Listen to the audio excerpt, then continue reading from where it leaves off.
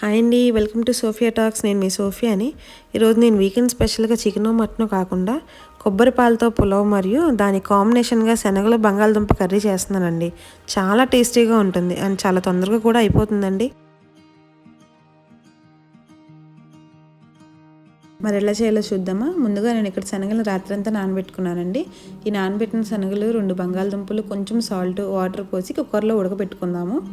ఇప్పుడు బియ్యాన్ని నానబెట్టుకుందామండి. నేను ఇక్కడ ఒక గ్లాస్ బాస్మతి రైస్, ఒక గ్లాస్ నార్మల్ రైస్ తీసుకున్నాను.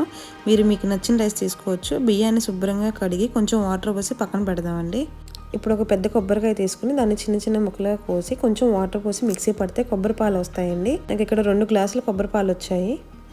ఇప్పుడు ఒక ప్యాన్లో ఆయిల్ వేసుకుని చెక్క, లవంగాలు, యాలకులు, మరాఠీ మొగ్గ, అనాస పువ్వు, బిర్యానీ ఆకు వేసి వేయించండి. ఇప్పుడు ఇందులో మీడియం సైజు 2 ఉల్లిపాయలు, 4 పచ్చిమిరకాయలు వేసుకుందాం.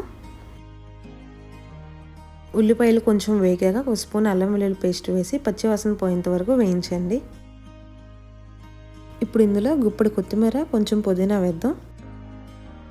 ఇప్పుడు ఒక స్పూన్ సాల్ట్ వేసానండి. సాల్ట్ కొంచెం తక్కువే వేసాను. లాస్ట్లో ఏమైనా తగ్గితే అడ్జస్ట్ చేస్తాను. ఇప్పుడు ఇవన్నీ మంచిగా వేగాక మన స్టార్ ఐటెం కొబ్బరి పాలు వేసుకుందామండి. 2 గ్లాసుల బియ్యానికి 4 గ్లాసులు వాటర్ వేసుకోండి. ముందు చెప్పాను కదండి నేను 2 గ్లాసులు కొబ్బరి పాలు అయ్యాయని. ఇప్పుడు ఇంకో 2 గ్లాసులు వాటర్ వేస్తున్నాను. టోటల్గా 4 గ్లాసులు వేసినట్టు. ఇప్పుడు నానబెట్టుకున్న బియ్యం కూడా వేసి బాగా కలపండి. ఫ్లేమ్ని మీడియంలో పెట్టి మూత పెట్టుకుందాం. చక్కగా ఉడుకుతుంది. ఇది ఉడికేలోపు కర్రీకి మసాలా పేస్ట్ రెడీ చేద్దాం. ఇప్పుడు మసాలా కోసం మిక్సీ జార్లో 1 ఇంచు చెక్క, 2 లవంగాలు, 1 స్పూన్ నువ్వులు, 5 నుంచి 6 జీడిపప్పులు, 1 స్పూన్ ధనియాలు వేసి మెత్తటి పేస్ట్ చేసుకుందాము. ఇక్కడ మీకు నచ్చితే జీడిపప్పు ప్లేస్లో ఎండు కొబ్బరి కూడా వేసుకోవచ్చు. ఇప్పుడు ప్యాన్లో ఆయిల్ వేసుకుని 2 చిన్నగా కట్ చేసుకున్న ఉల్లిపాయలు, 3 పచ్చిమిరకాయలు వేసి ఉల్లిపాయలు రంగు మారేంత వరకు వేయించండి. ఉల్లిపాయలు రంగు మారాక 1 స్పూన్ అల్లం వెల్లుల్లి పేస్ట్ వేసి పచ్చివాసన పోయేంత వరకు వేయించండి. ఇప్పుడు 3 టమాటాలను ముక్కలుగా కోసి వేసుకుందామండి. టమాటాలు స్కిన్ సపరేట్ అయ్యేంత వరకు వేగాలి. ఇవి వేగేలోపు ఒకసారి మనం రైస్ చూసుకుందాము. రైస్ ఆల్మోస్ట్ 80% కుక్ అయిపోయిందండి. ఇప్పుడు ఫ్లేమ్ని సిమ్లో పెట్టి ఇంకో 5 మినిట్స్ ఉంచుదాము. టమాటాలు చక్కగా ఉడికాయి కదండి. ఇప్పుడు మనం ముందుగా గ్రైండ్ చేసి పెట్టుకున్న మసాలా ముద్దను వేసి బాగా కలపండి.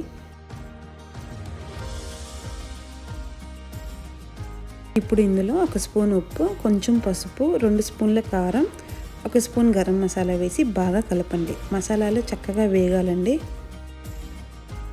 మసాలా నుండి ఇలా ఆయిల్ సపరేట్ అయ్యాక కొంచెం వాటర్, మనం ముందుగా ఉడకపెట్టి పెట్టుకున్న శనగలు, బంగాళదుంప ముక్కలు వేసి బాగా కలపండి.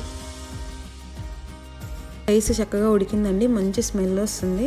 ఇక్కడ లాస్ట్లో ఫ్లేవర్ కోసం మీరు కొంచెం గీ యాడ్ చేసుకోండి. చాలా బాగుంటుంది. చూడండి, ఇక్కడ కర్రీ కూడా ఆల్మోస్ట్ అయిపోయిందండి. దగ్గర పడింది చక్కగా. కొంచెం కొత్తిమీర, కొంచెం కసూరి మెతి వేసి దించేయండి. పలావ్లోకి రొటీన్గా తినే నాన్ వెజ్ కాకుండా ఒక్కసారి ఈ కర్రీ ట్రై చేయండి. చాలా బాగుంటుంది. స్పెషల్గా ఈ కొబ్బరి రైస్కి అయితే ఇంకా సూపర్గా ఉంటుంది. అంతేనండి. వీడియో నచ్చితే లైక్ చేయండి, షేర్ చేయండి, సబ్స్క్రైబ్ చేయడం మాత్రం మర్చిపోకండి. Thank you.